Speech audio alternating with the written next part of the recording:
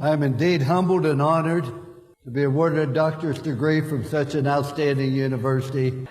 I have a strong faith in God, and I don't know how people live without it. Ladies and gentlemen, I want you to know this. I was born with a silver spoon in my mouth. I know. I was born in Fallsby, West Virginia. And I went by where I was born last night about 10:30.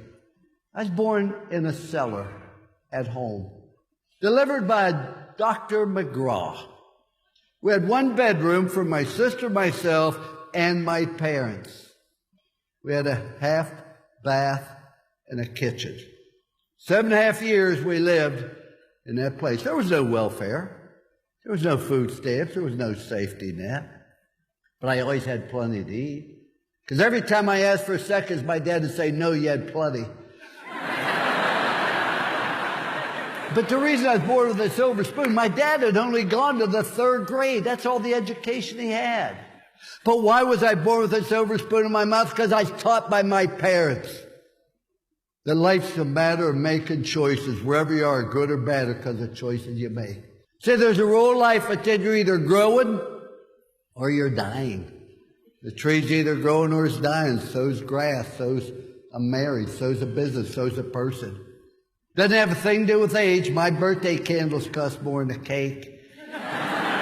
But it has everything to do. Am I trying to get better? Am I trying to prove? We got on top and say, you know, this is pretty good. Let's maintain it. Let's not take any risk. We finished 2nd in the country at Notre Dame. Everybody called me an idiot. Guy finishes last in medical school. They call him doctor. That doesn't seem fair.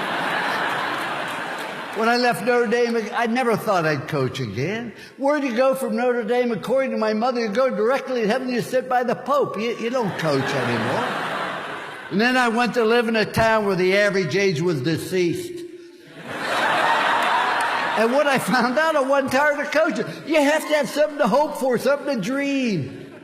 And even though you've done great things so far, what's going to happen now?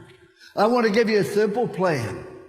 This is not something I talk about, it's something I believe, and it works. And I wish that I'd learned it when I was 21. There's only 3 rules you have to follow. Law number 1, do what's right. Do what's right and avoid what's wrong. If you have any doubt, get out the Bible. There's never a right time to do the wrong thing. And there's never a wrong time to do the right thing. Rule number 2. Do everything to the best of your ability with time allotted. Everybody can be the best you're capable of being. And I want to tell you, if you want to fail, you have the right to fail. That's what's great about this country. You do not have the right to cause other people to fail. Don't blame anybody else, but if you get an education, you're willing to work and overcome problems and difficulties, in this great country, you can amount to something. But just genuinely caring about people, because everybody you're going to meet the rest of your life needs a smile, needs a kind word, needs an encouragement. Because see, when you do the right thing, people are always going to be able to trust you. Trust, commitment, love. Because those are the 3 rules I had for my children, my team. My greatest accomplishment is not coaching, not TV, not speaking. The greatest accomplishment is my family.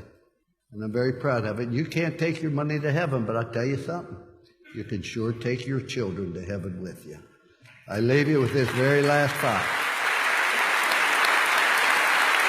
Very last thought. Want to be happy for an hour? Eat a steak. Want to be happy for a day? Play golf.